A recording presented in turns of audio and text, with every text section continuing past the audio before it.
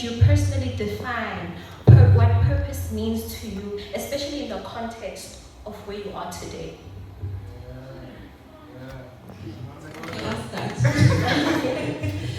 So I think for me, it was soon after I got saved. So I got saved in grade 11. I don't remember how old was I, 16 years old, yes. And I had just gotten saved. I'm reading the Bible and I'm fascinated, about the Word and everything God. And I remember reading the passage in Joshua 1, from verse 1 to verse 9. And it felt as if I was hearing God read the verse to me. And it felt like he was saying, that's me in a way. And because I'm newly saved, I'm like, Lord, I don't even know who's Moses, who just died, who's Joshua, who are these people you're saying, but I think that was the beginning of the Lord unfolding to me what he has called me to. And as time went, I realized also that even way before I got saved, there's just always a tug in my heart for women. And then it was just a journey of merging all those things. And as I got to CAF, I also then just met friends and brothers and sisters that you can walk with and got to serve in Pearls of Virtue. And that was just like a journey of an unfolding of what I believe God has called me to, and trying to figure it out, and honestly still trying to figure it out until this day, because I think, our purpose, God reveals it as we go. So for me, that's how it started, and that's been my journey.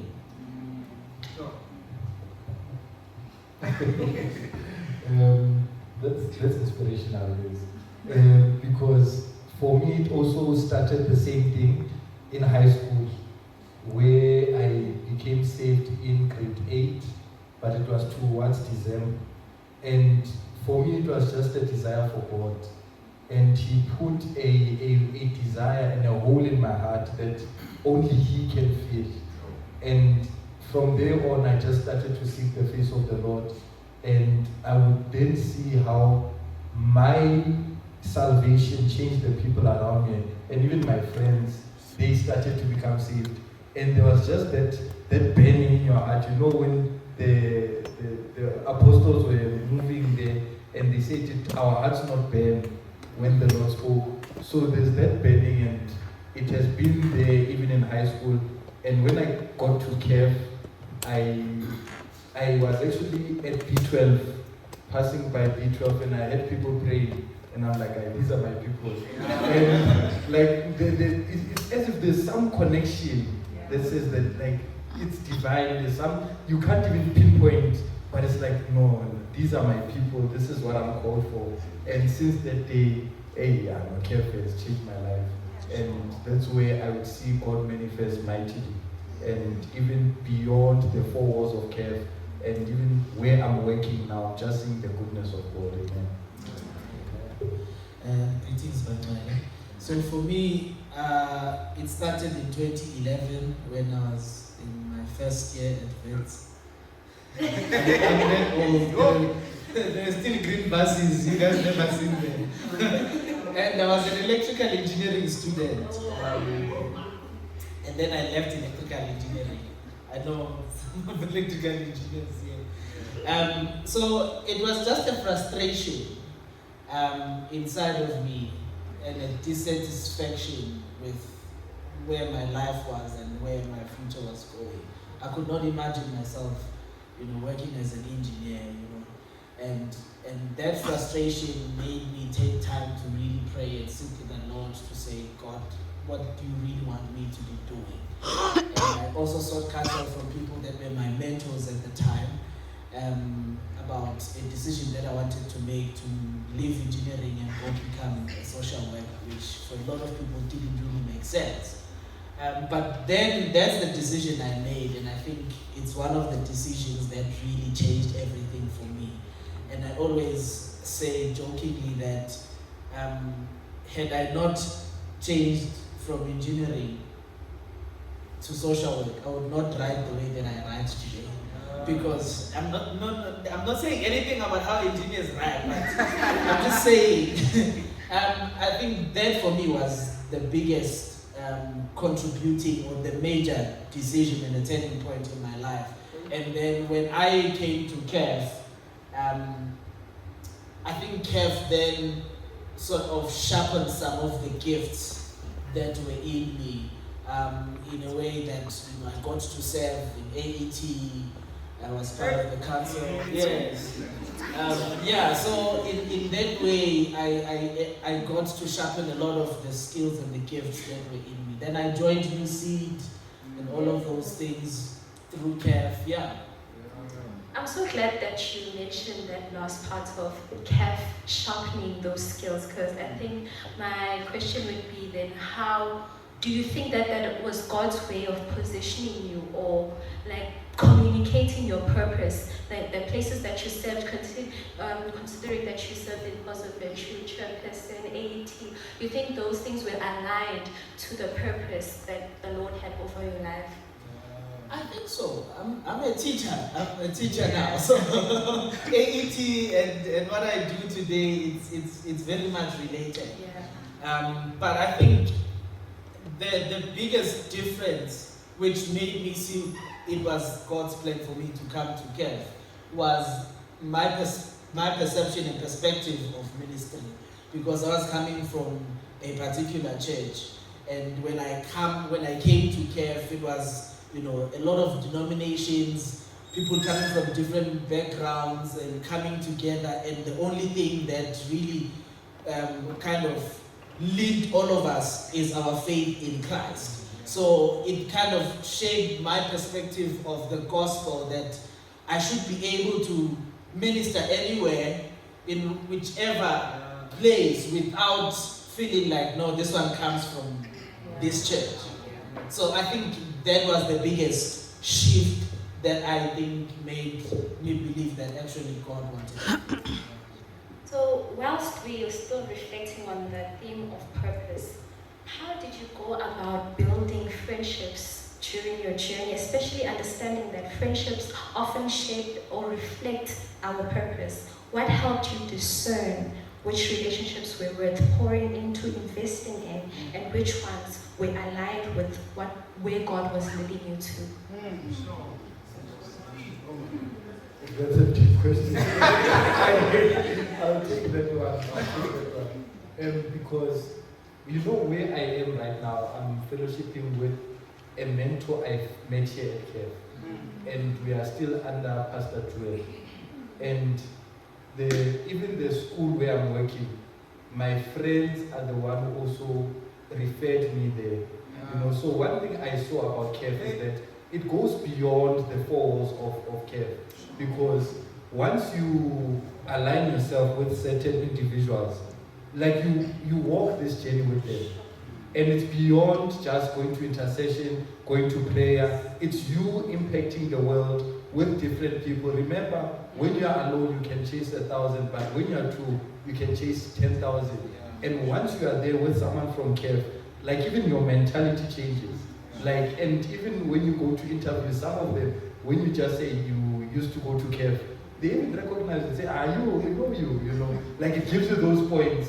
So once you are at CAF, there's that even level of thinking that you are not disrespectful, but you are able to think critically and challenge leadership, but then respectfully as well, So that's one of the things that CAF taught me, and even the fellowship that we have. We even had as he spoke about, because I was the chairperson of CAF, I was then able, after my chairpersonship, lead an organization called New Seed, where we continue with what CAF is doing, CAF mission. We continue with people from CAF, So it builds just that relationship with different people that, guys, let's now continue what we know at CAF beyond the four walls of CAF. Thank you.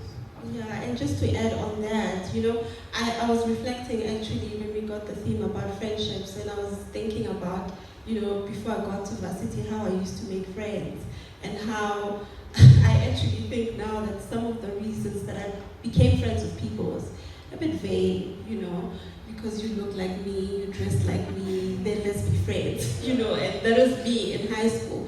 But I think when I got to CAF, then it changed. You were friends with someone because they're godly. You're friends with someone because they have good character. And as Chairperson just shared, I remember there was a time as well when we were at CAF that I had started an organization for young women because that was my passion. And literally the team that I had of 10 women were all from CAF. And they all shared the same vision that I had. So, and even beyond that, the time when we're here, it's now when we are at work and we're working, it's also those relationships are still fruitful in how we help each other to navigate, corporate, because that's still purpose as well. So how we're helping each other to navigate, how we can speak with each other. I know I have a friend who is in mining, I have a friend who is in medicine. I know that I have those to help me as well to navigate through certain things. So I do definitely believe that at CAF we made friends for life. So for me, just to add as well, they've said everything. Just to add to what they are saying, I think one of the things that stand out for me is the element of a close-knit community. In a sense that it becomes sort of a family. Like we see now, when people are getting married, it's like a reunion. So that's one. There's that element of community. And what is important is that be plugged into the community. If there are still cells, we used to have cells at the time. Yes. I don't know if we still have them. So, because the numbers can be so big that if you are just new, it can feel like people already have their own cliques. But then if you are able to go to a cell that's within your res, then you get plugged into the community. So that's one. And then two, serve. Because that's also how you get to meet people. That's how you get to build relationships with people. A lot of the people that are still my friends today, Abokatego, Pastor Skakane, they were people that we served with. So that's the third thing. And then the fourth thing for me was also let it be organic. It can't be forced, right? It can't be forced. I remember like how I met Pastor Skakan. One of the things that kind of drew us together was our love for 10-style music. And at camp at the time, it was like, no. And I remember we did a special item. Imagine me singing a special item in this very hall. So those are the kinds of things you will gravitate to certain people because you have things that are in common. Either you are studying the same courses or you are coming from the same kind of backgrounds and things like that. Allow those things to make the friendship building to be organic. So now that we've established how we discern or make friends, what would you say to someone who finds themselves in friendships that feel more like a distraction, rather than a support? So in other words, if someone feels like their current circle of people is pulling them away from their calling rather than helping them, so what wisdom would you share with that kind of person? Leave us, leave. Just leave. Just leave. Because, bad company corrupts good character. If those people are drawing you away from God, then obviously they're not in line with your purpose. But let's also just be careful.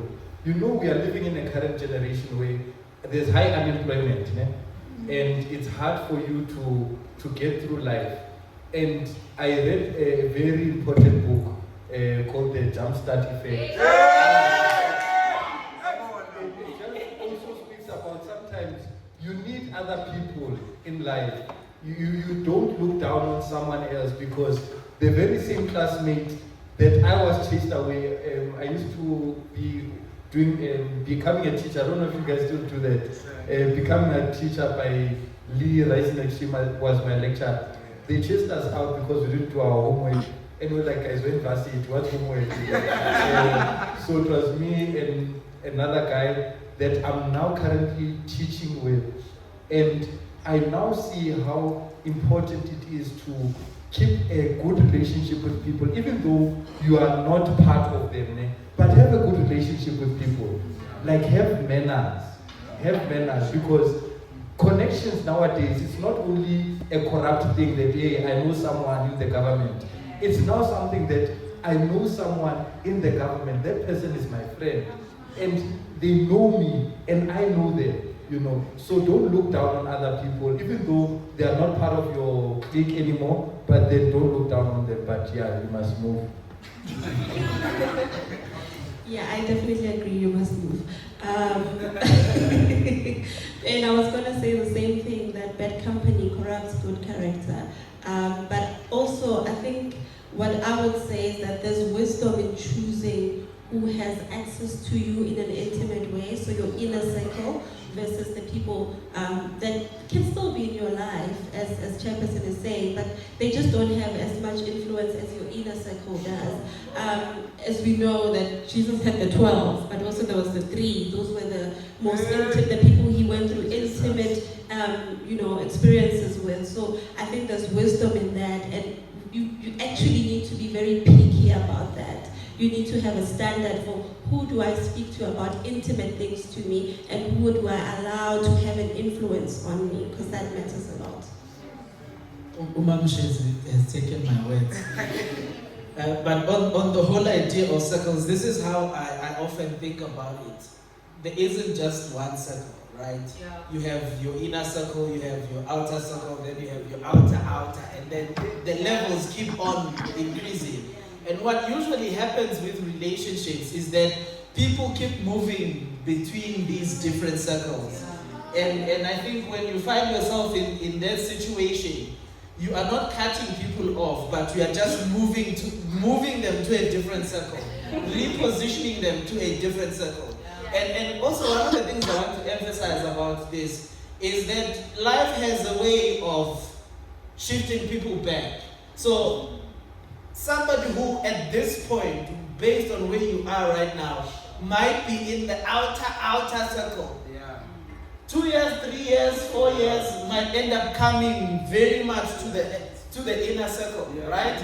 And you should be flexible enough to allow for those things to happen. But also somebody who is the closest now, they might turn and become the person that pulls you away from the truth of who God destined you to be. And it should be okay for you to just move them to a different circle. And you're always constantly evaluating where do these people belong based on your level of interaction with them and the influence.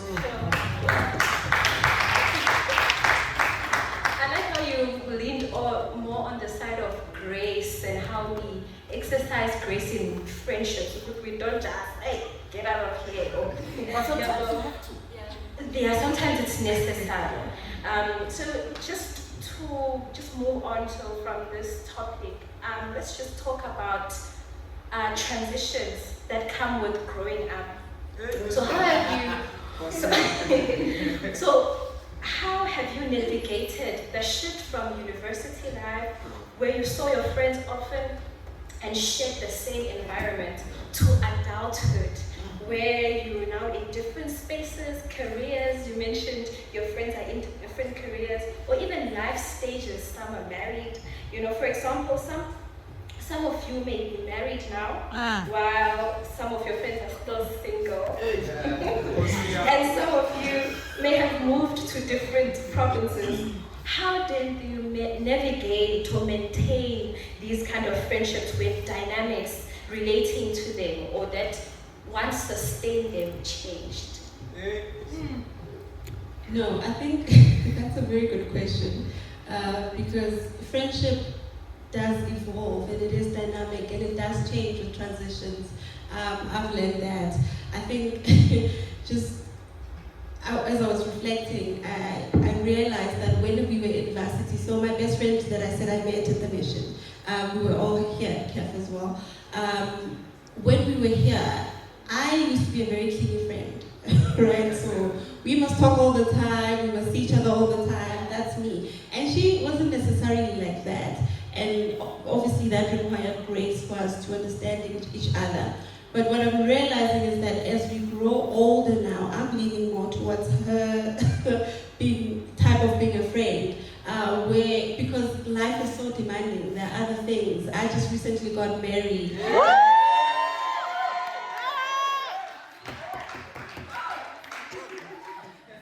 How often we used to see each other is no longer the same. There was also a time where I did move away, as you were saying, where I was in Cape Town and she was still here in Joburg, and how we navigate through that is different. So there are seasons through a relationship, but I think for me what I've learned, that the important thing in friendship is really grace. To be able to give each other grace for where we are. So just because you are at a certain place and you're viewing things a certain way at that time doesn't mean your friend is at the same place. And it's important to also communicate. So one of the things that I think made me understand my friend when I was in my teeny era is that she always used to tell me that I'm not good with keeping up, especially if we're not in the same space. She would tell me that out of sight, out of mind. Not in a bad way, but in that she is concerned with what's around her at the moment. And that helped me to understand her, to have grace for that. So when I moved to Cape Town, I also understood that, okay, my friend might not call me all the time. I call if I have to call, if I want to speak. But also she also tried, because she knows the kind of friend that I am, so she will try to call me. So it's those things of understanding each other as friends and also understanding the season in which we are in. So yeah, that's very important, because we have to evolve with each other if we're going to keep the relationship. And communication is I would rather we over-communicate. Yeah. Deep stuff. One thing I'd just like to share is the fact that once you are done with varsity, you then get exposed to different group of people. Because I was once in a space where I was out and they were asking me, what do I smoke? Guys, you guys smoke. It was normal for them, because I grew up in church, and one thing about when you are not transitioning, you need to also learn to lean on Christ. Because once you want to hold on to a specific person, that person is also growing, that person is also adulting, and you need to now not take offense when you are not invited to a birthday party or wedding or whatever, and you're like, oh, my friend, that was my best friend, I thought we're tight. It's okay. It's okay. And you should also learn to accept that, And another thing is that also do not now say, now that I'm married, I'm not friends with single people. Because we have friends who have been there in our singlehood, in our marriage, they've been there, For example, I had a friend, got married I think last week.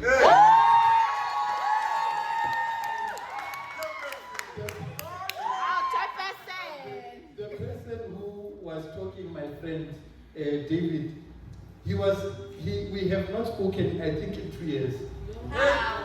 But I said, oh, it's time to get married. Can you please speak at my...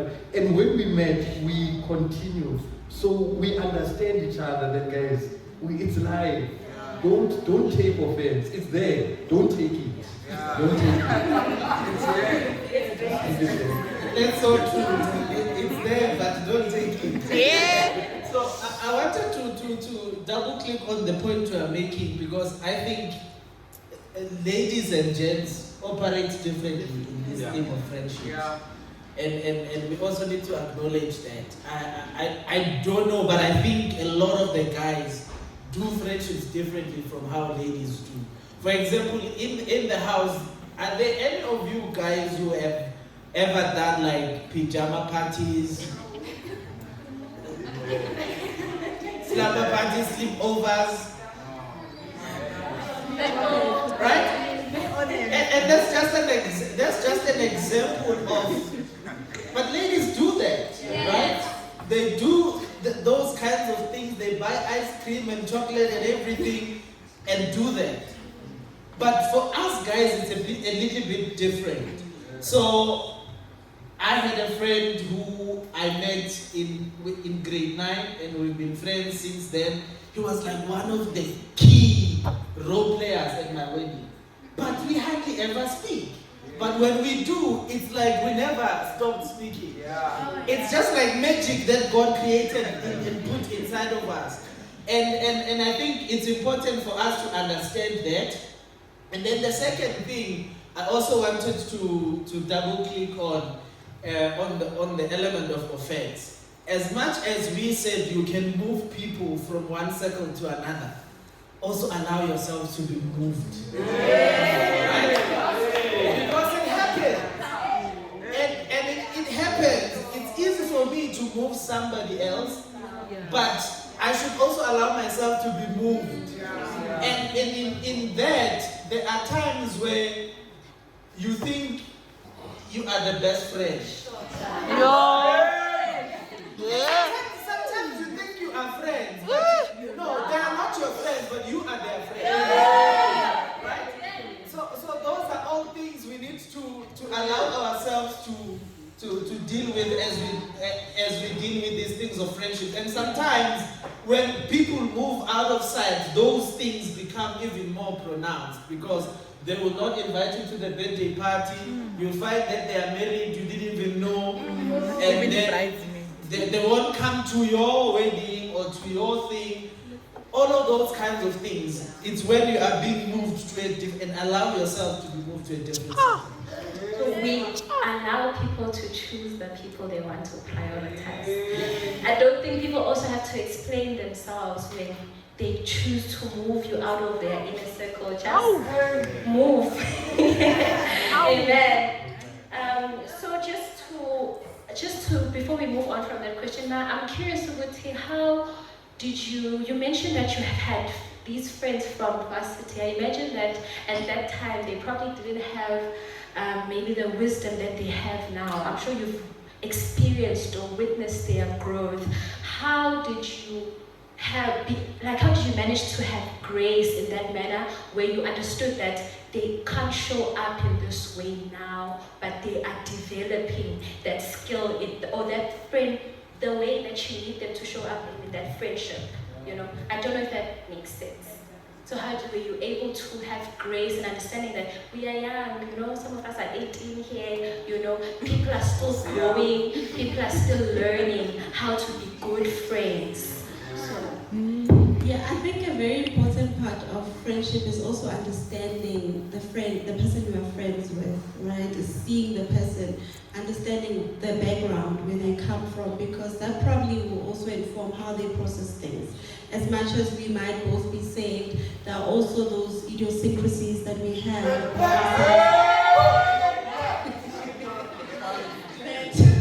that determine how we react. And what I've learned is that with friendship, it's often in the life big moments that really will show you who your friend is, like the loss of a loved one, when you get married, your birthday party, all those things are what really will show you who your friend is. And what's important is exactly what you're saying, is that to have the grace for your friend to say, you know what, maybe they didn't see this as I saw it.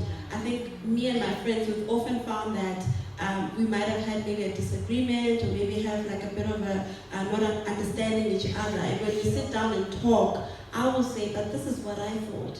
And they'll say, this is what I thought. But what is clear is that no one meant to hurt anyone. We have good intentions for each other. And it's important to always remember that. I think me and my friend, we've always had that, to know that I love you. We're speaking from a point of love.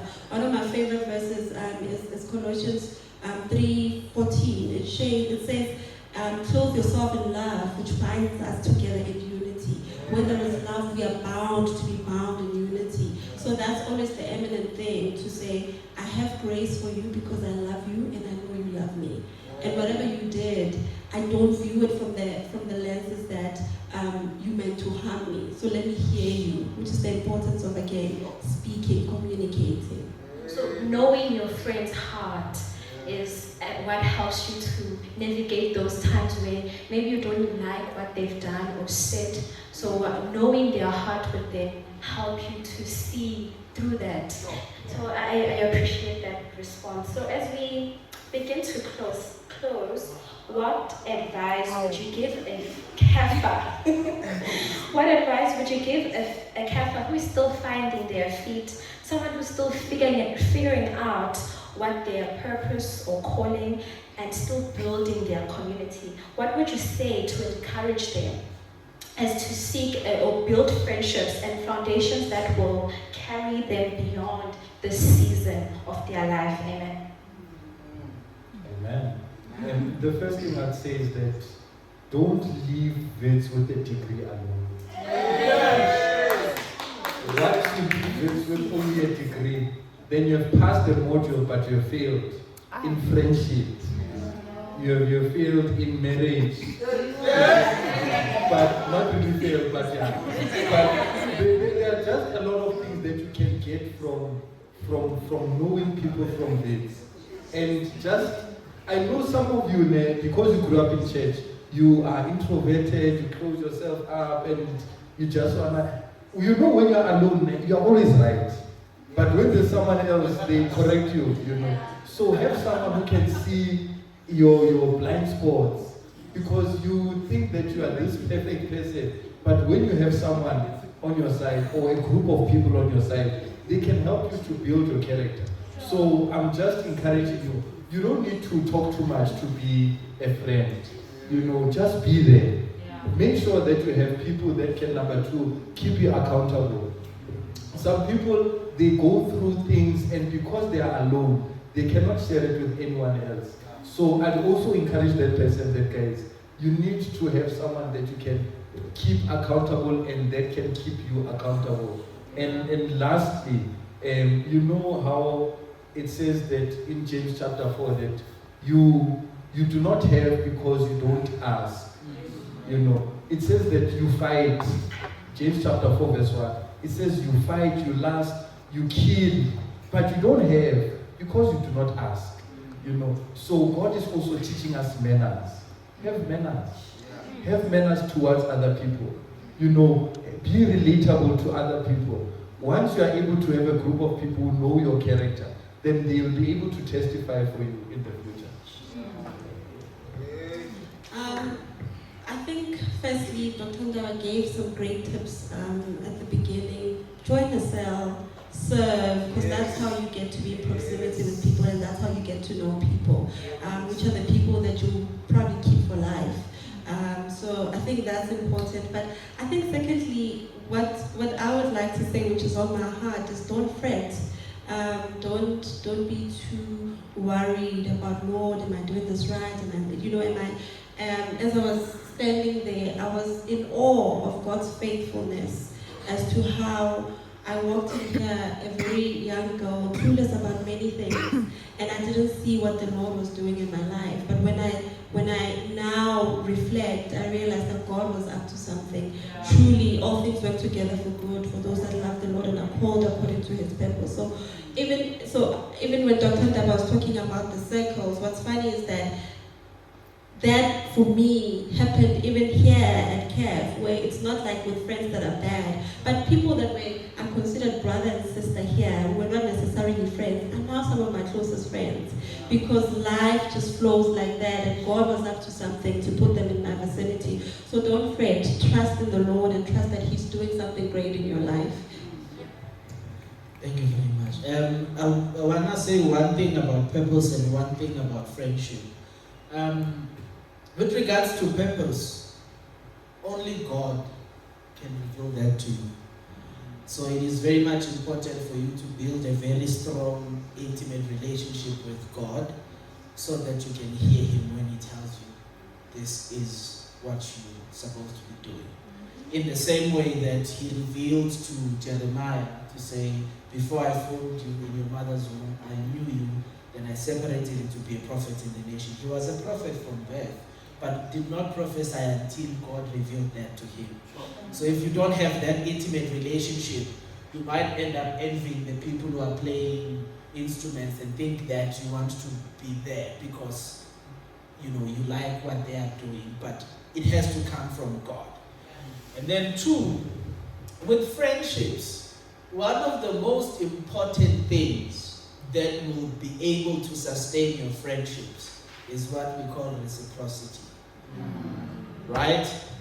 That's one of the things that will sustain the relationship. If you expect people to be there for you in the most important moments, you also need to do the same for them. Right? Be a person who is willing to give. Be a person who is willing to support, to sacrifice for the friends. So that as you know, it builds a certain bond when you see how much trouble people are willing to go through for you. It strengthens the relationship. And sometimes that's where I start, those are some of the things that actually made me say that, no, actually this is the person who's supposed to be the friend. Because they're willing to go through so much to help me get to where I need to be. So I also need to be willing to do the same for them. Right? I love to say, think of it as human connections matter, right? Think of these human connections as your insurance, right? When you have a car, you pay for insurance. You have monthly premiums for the insurance. And if you continue to pay your insurance premiums, you will be able to call your insurance company when you have an accident to say, I need you to either give me a new car or get this one fixed. But if you skip your insurance premiums, you can't do that. So you have to be willing to pay your premiums when it comes to the kind of relationships that you have with people. Then they will be able to do the same. I'm just curious, with the friendships that you've established, not just at CAF, like any other friendships, have you experienced a situation where you had this friendship and it was rooted in Christ, or maybe you found that person in the church and later they had fallen off their faith and maybe adopted other gospels or other doctrines that we obviously know are perverted or are not the truth. So how did you navigate those kind of shifts? I think I can go because I have a friend who went through that, and we used to be roommates at Nokendo, and we served together at CAF, and like it was like we are all together in this thing, and then Chigi, yo, someone is gone. I'm like, oh, I thought we were all in the same faith, you know, but the fact that we were able to fight showed that we cared.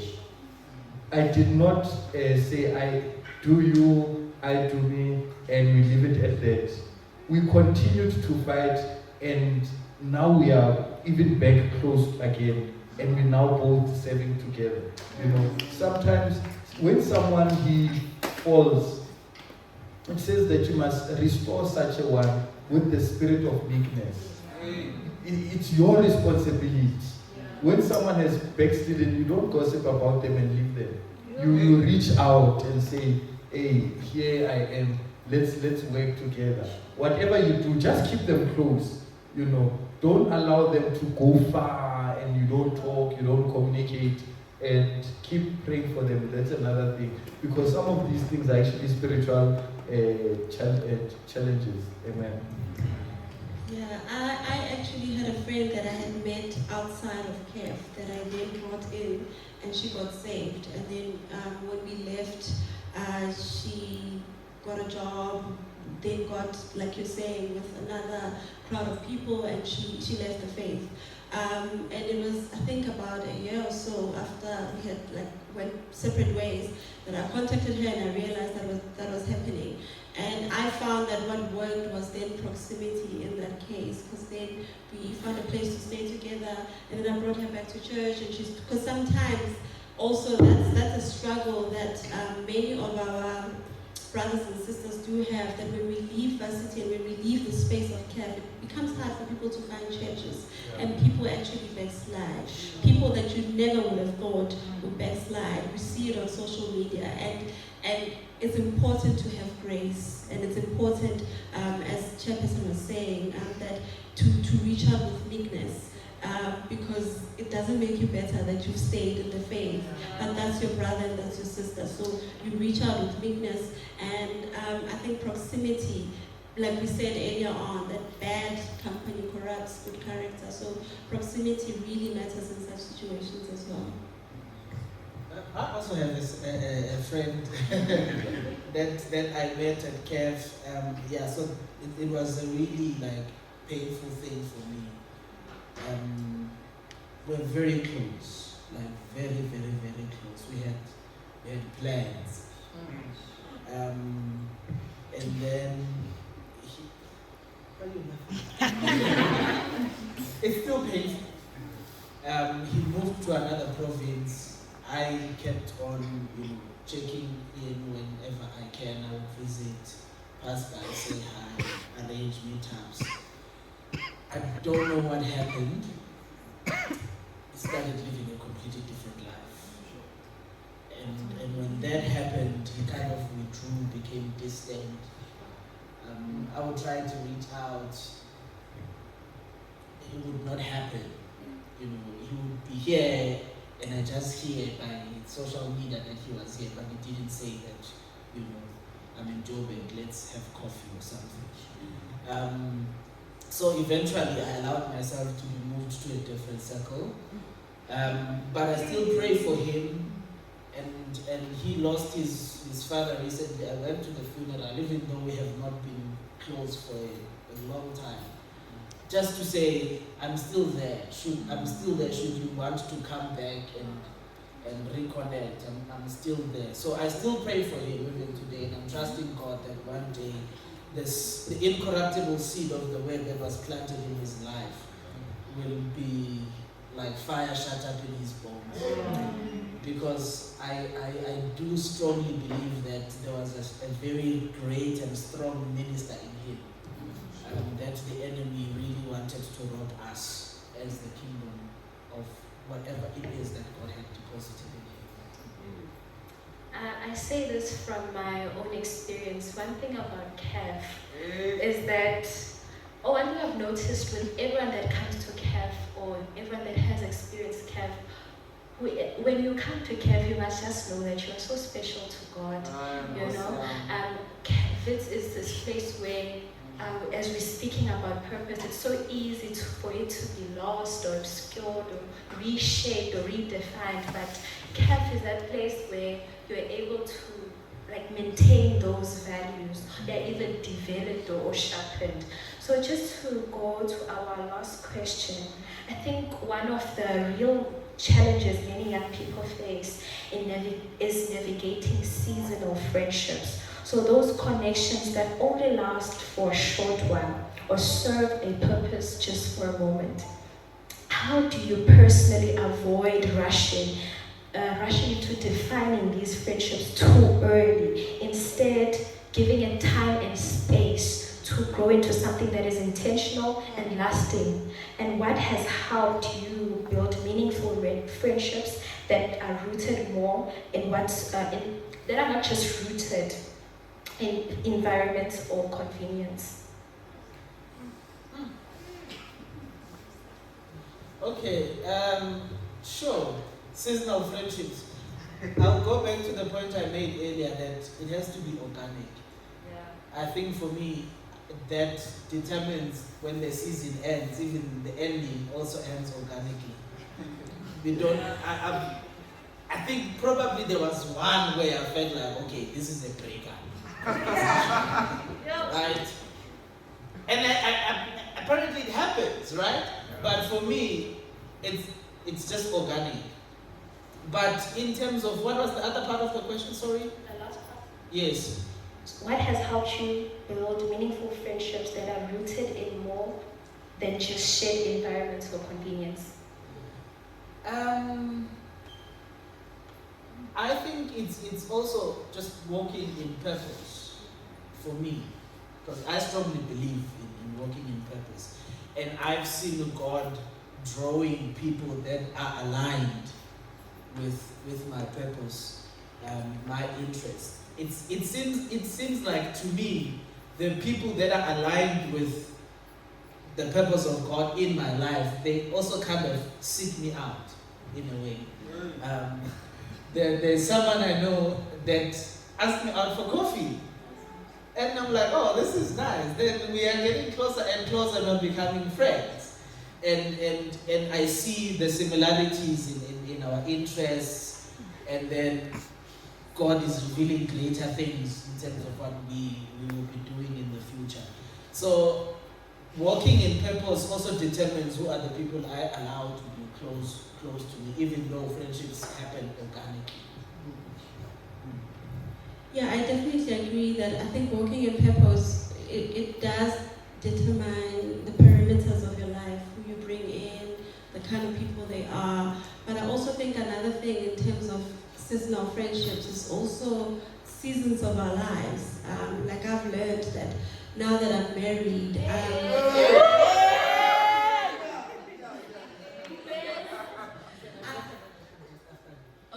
Okay. I find that I'm leaning more towards praying to the Lord for friends that are married, because they will have the same understanding that I have. When you are working, you want friends that are also working. Not to say that friends that are not married are very important, friends that are not working are not important, but it's also important to be aligned with your friends at every season that you are at in your life. So I think that's also important in terms of that season aspect of life. Sorry, just one thing, one small thing. It's around the whole issue of male besties and female besties. I think it's important. It's important. In most cases, when you get married, those kinds of friendships either become a problem or they somehow organically disappear, right? Or reposition themselves. I think it is very much important, even in terms of those kinds of things. You need to consider them and not be too strong on the friendship, and then you are now the one telling the wife that I know Tobisi likes his tea this way. Right? So just all of those kinds of adjustments are important. Sorry.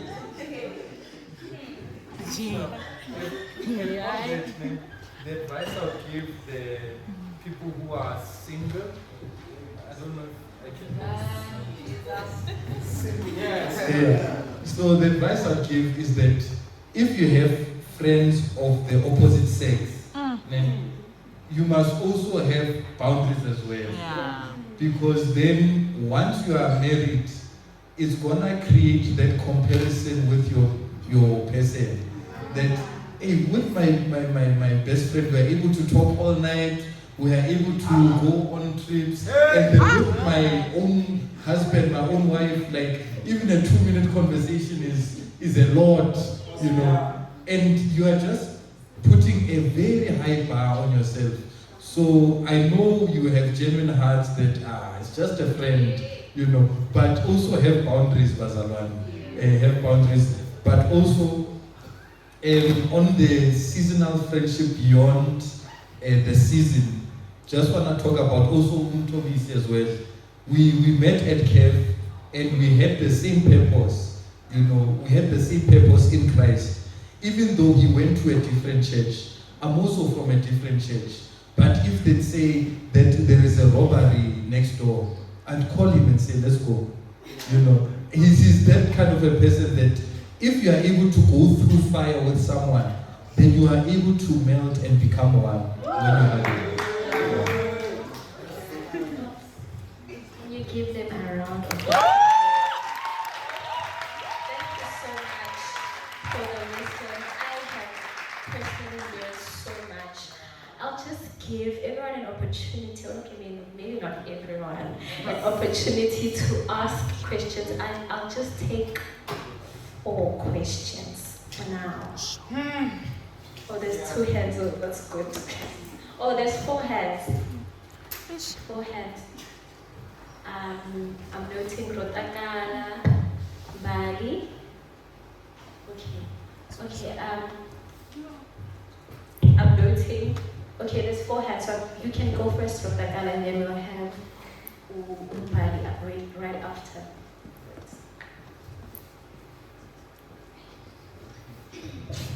Thank you. Thank you to our panel and our moderator. This was a beautiful conversation. So, am I allowed to ask